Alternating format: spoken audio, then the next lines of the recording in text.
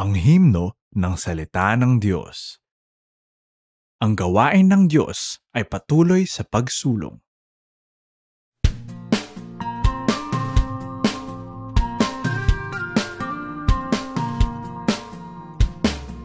Ang gawain ng Diyos ay patuloy sa pagsulong. Bagamat di nagbabago ang layunin, paraan ng paggawa niya'y patuloy sa pagbago. At gayon din ang mga sumusunod sa Kanya. Habang mas maraming gawain ng Diyos, mas maraming tao sa Kanya'y ganap na nakakakilala.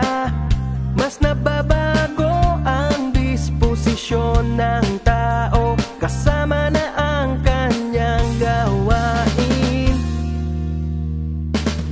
Ang gawain ng Diyos ay patuloy sa pagsulong.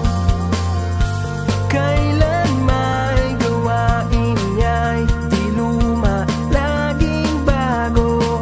Hindi niya inuulit ang gawaing luma. Tanging gawain di ba ginawa noon Kanyang gagawin. Di pananatilihin ng Diyos parehong gawain. Lagi itong nagbabago, laging bago.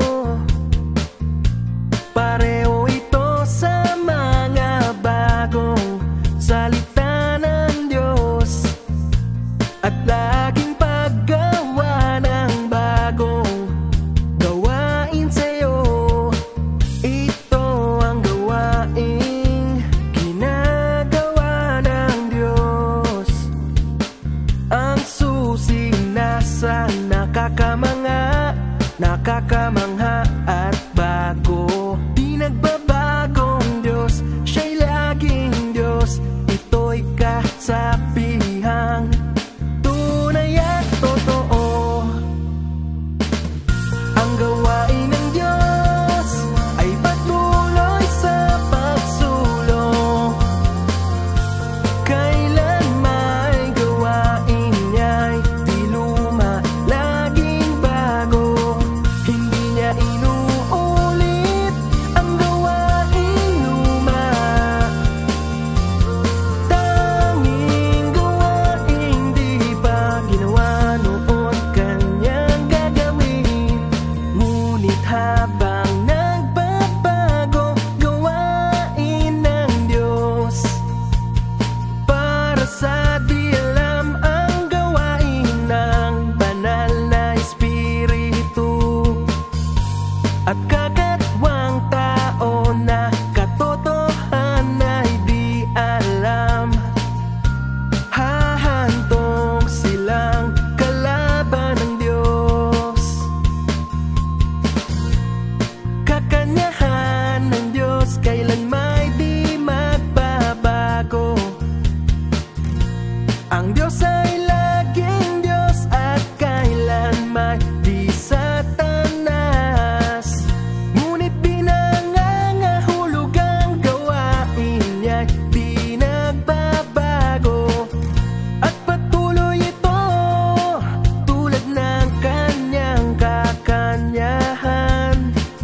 Sinasabi mong Diyos, kailan may di nagbabago.